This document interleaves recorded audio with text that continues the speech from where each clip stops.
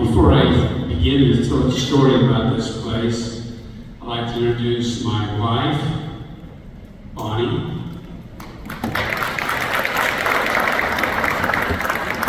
My sister, Jane.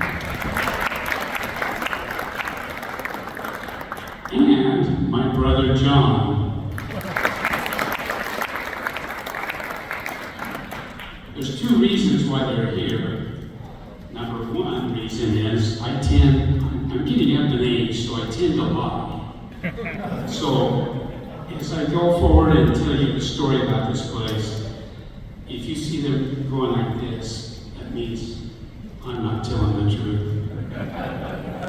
The second reason is my brother John. I called him this afternoon after I found out I was going to come down here. My brother John's been working on the 4420 steam engine since 2020. So he came down, and so after we're through, if he's willing, you can go with him and he can tell you all about the switch engine we're working on. I had the privilege of working for the city of Evanston for 27 years. And one of the things that I got to work on during my career with the city was this facility, these buildings. I will tell you that it wasn't easy because this is a very small community. We have a population around 13,000, but this has been an enormous task for a small community. It didn't come without a lot of good people that made this happen. If you had a chance, we started the restoration of our railroad facilities with the depot. We have a depot that was built in 1900. It's 2 blocks from here. We call it Depot Square. Today they're having a Brewfest festival at the square. But we started our work on at the depot, and with the success of that, we were able to proceed to work on these buildings, which we now call the Roundhouse and Machine Shop.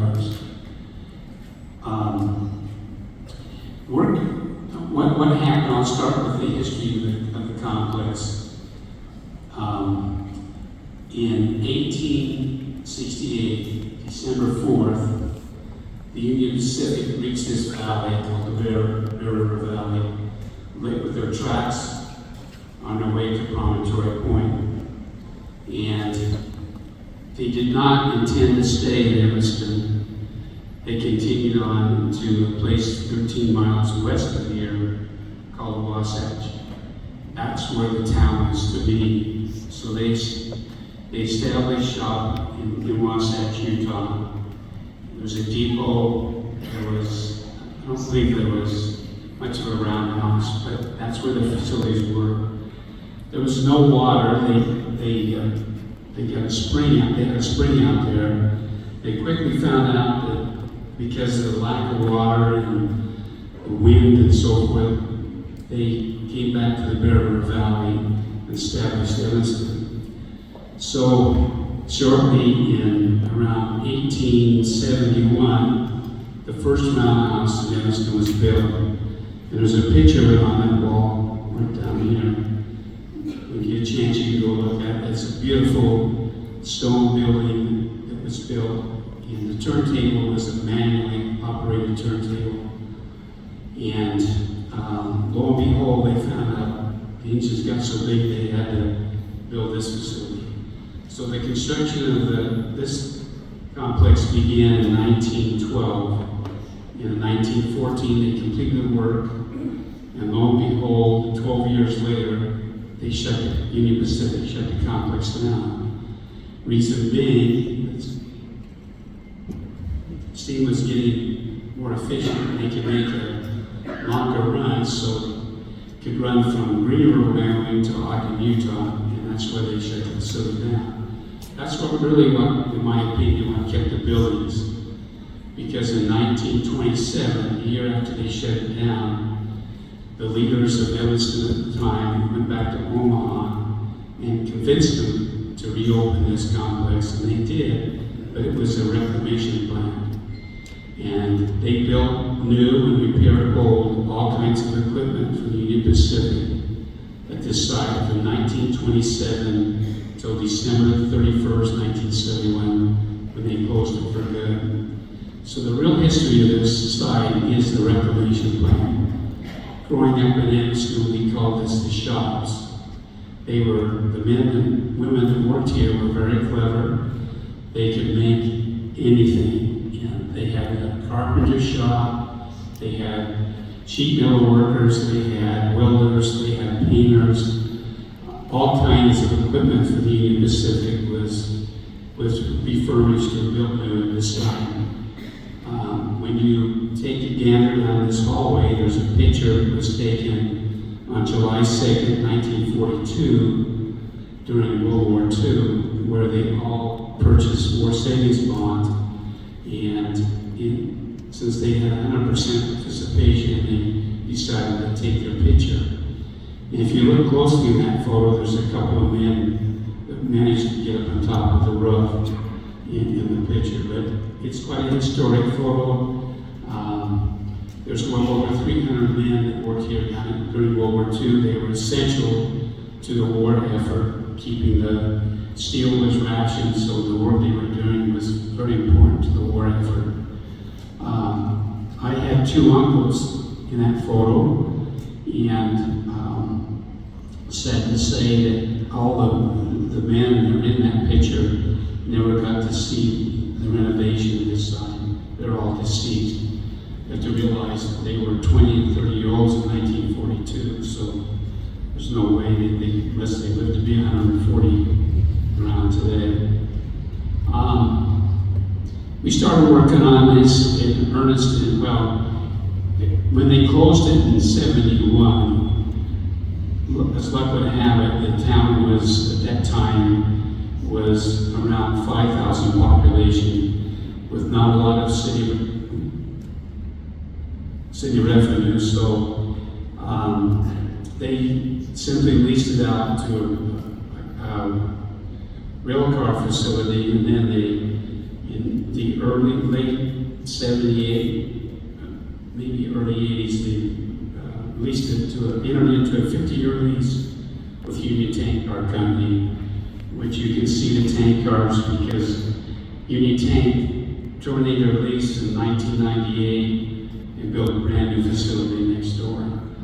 But Union Tank was in here for many years, and they entered into, as I said, a 50-year lease, but the city did not put any money into the buildings, nor did Union Tank ask for the city to fix the leaking roofs and those type of things. So, I believe it was 1998 when we got serious about working on these buildings.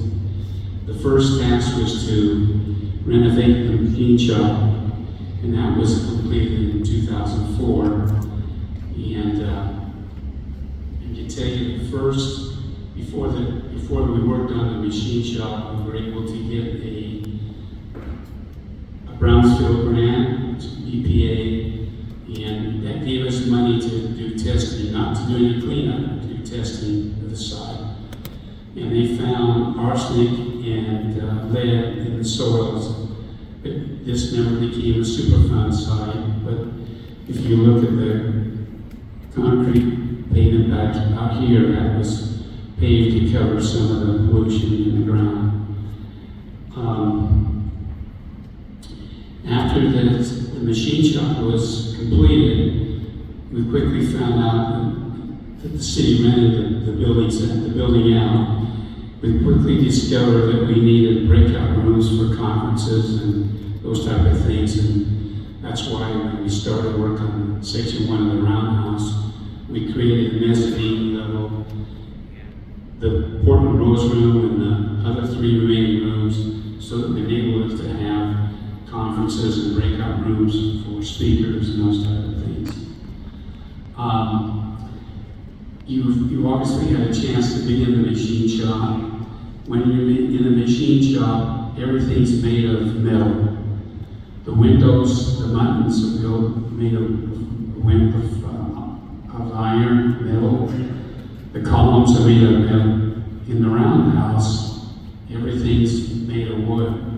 Windows are all made of wood, columns made of wood. They're built at the same time. Can anybody answer why this is all wood, that's all metal next door? Does anybody know the answer? Fire?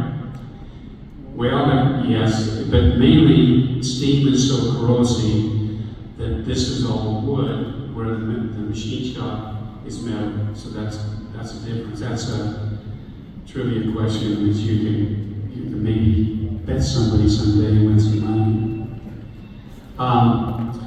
I believe there's probably over $30 million that's been invested down the site since about 1998. And I can tell you 60% of that is general revenue from the city. The other 40% came from grants and private fundraising.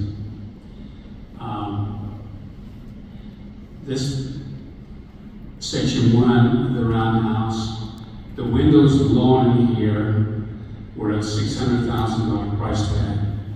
They are the company that made the windows in Marvin. They were, I got a chance to go back to Minnesota when they happened to be there when they were making some of these windows, but they're exact replicas of what was here originally. The brick mold, the buttons, everything is right down to the scale of what it was when it was originally built. I do have a trivia question. I would like to show, you can shout out hands.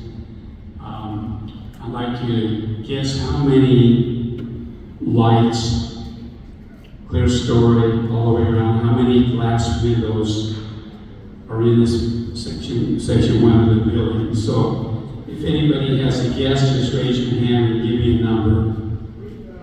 3,000. Who said that? 3,000. Anybody else? Come on, we gotta have some guesses. 4,500? 10,000? What? Anybody else? What? 12,500? I don't know, I never counted. But I do have a little gift. Let's see. Who said 1,000? Someone over here, right? Where?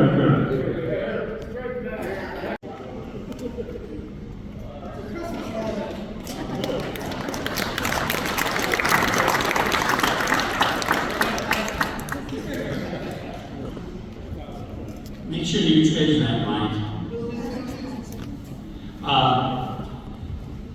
I guess I would just say that there's still work going on. The fourth section of the Roundhouse will soon be a manufacturing plant for beer. A company called Shade's Brewery out of Salt Lake will be coming here shortly to brew beer in section 4 of the Roundhouse. So that'll be renovated. I mentioned the 4420 we're working on. The other thing that we're working on, when I say we, I should say that I retired from the city 10 years ago, but I'm currently serving as chair of the Evanston Historic Preservation Commission, and our commission has been working on these projects. And the latest one is we're going to move the water tower at Wasatch.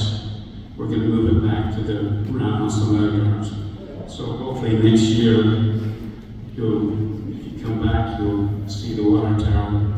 It'll be a great signage for this site.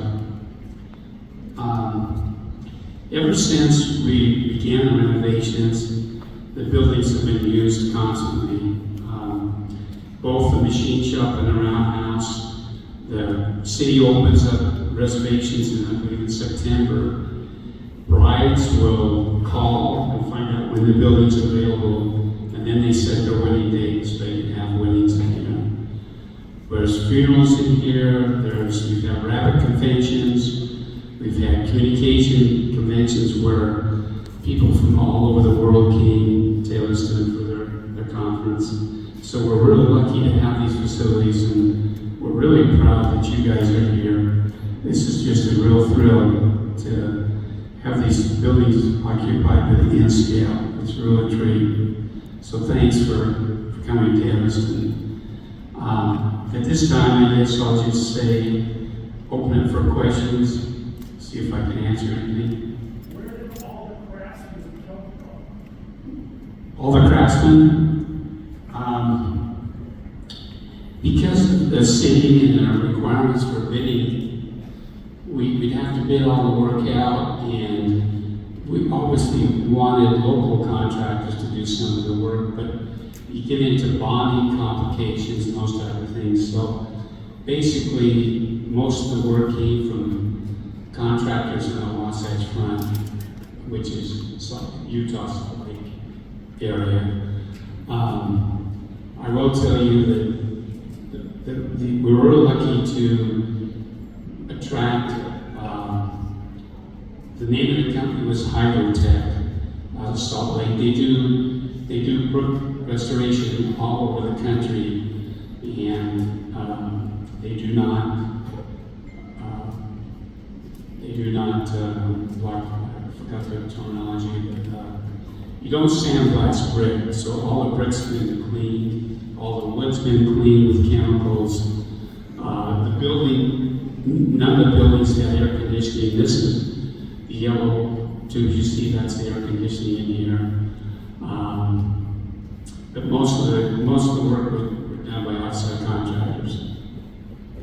And I will tell you this, almost everyone that had the chance to work on these buildings loved to work on them, and we're proud to have their name associated with it. We made a mistake. The first thing we did was looking at the buildings we needed. We knew that the roofs were leaking, so we hired a roofing consultant and a structural engineer, and it worked out okay. We quickly found out we needed an architect on board, and so we went out for RFP, and we were able to hire a firm out of Pocatello, Idaho, Myers and Anderson, the architectural firm that did the majority of work down here. Yes? What's the plan for the building next door? That's a good question. What's the plans for that? That's the powerhouse. The powerhouse was built. What they used to do is put coal in that galley at the top, and they went into big boilers, and they steam heated the entire complex from that building.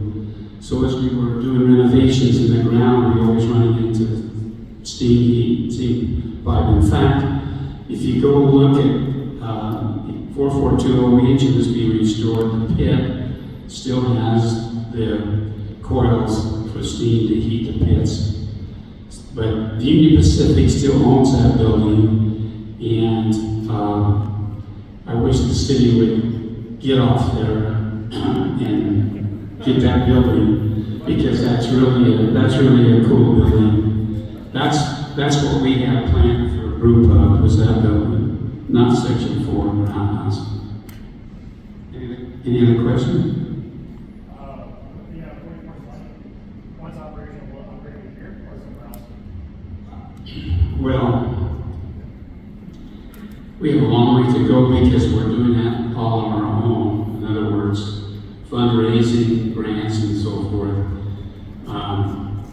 My brother, if he would hurry and get working on it faster, there's my brother and 3 of them come down every Tuesday and Thursday to work on it. It's all volunteer effort. We think that maybe within 3 years we might get it running again. But the problem we're going to run into is we're going to have the gauges are missing and those type of things. So we're going to have some stuff custom made, which will slow the process down. But they will get it running, I assure you. The other thing I just remember too is Pacific Fruit Express had large to do with this area. They built 2 ice ponds, and they harvest ice for the refrigeration of the cars early on in the history of the railroad. those ponds are still, today, we were able to restore the pond, and they're just about 2 miles from here in downtown Evanston. So, Yes, is this an icing facility? pardon? This is a car icing facility also, transported? It was just an icing facility. They harvest the ice, stored them in large ice houses, and then in the summer they refrigerate the cars as they went through.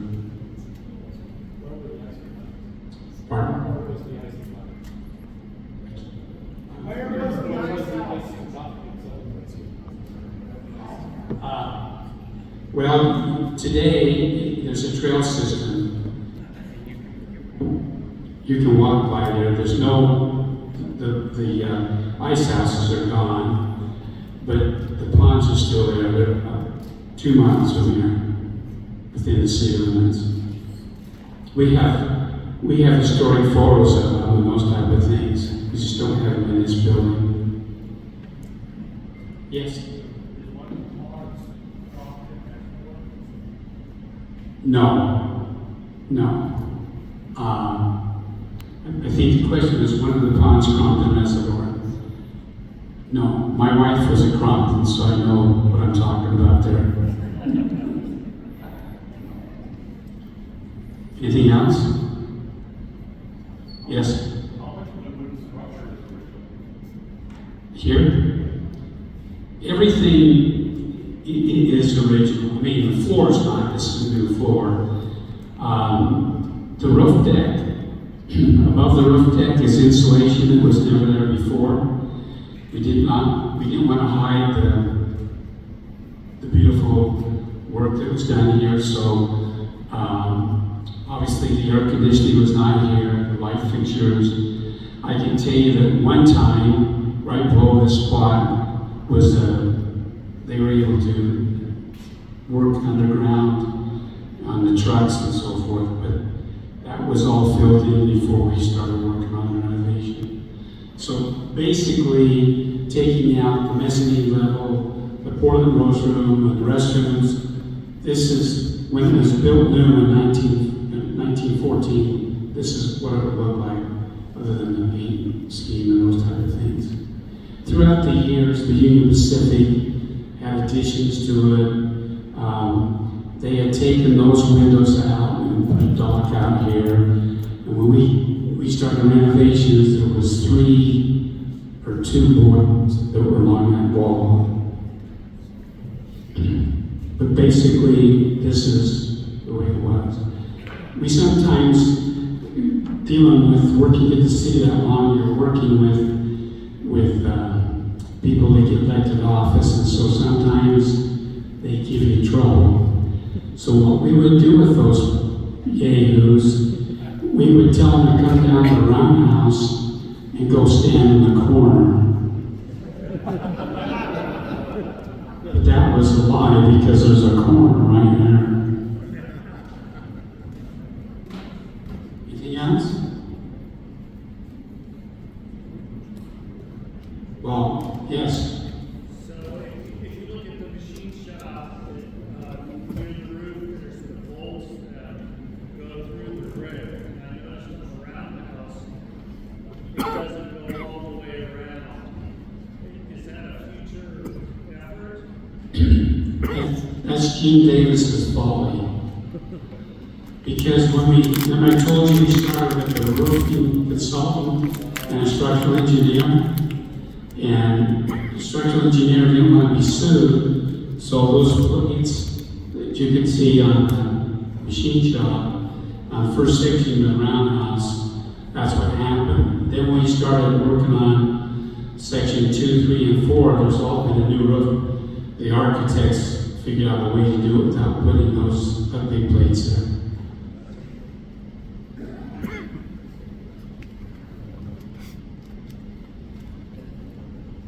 Well, thank you for the opportunity to give you a few words. I can't express how grateful that we are that you guys have came here to set up your nscale. It's really a thrill to me, after all this work, to have people come from all over the country it's a great honor. So thank you for coming here.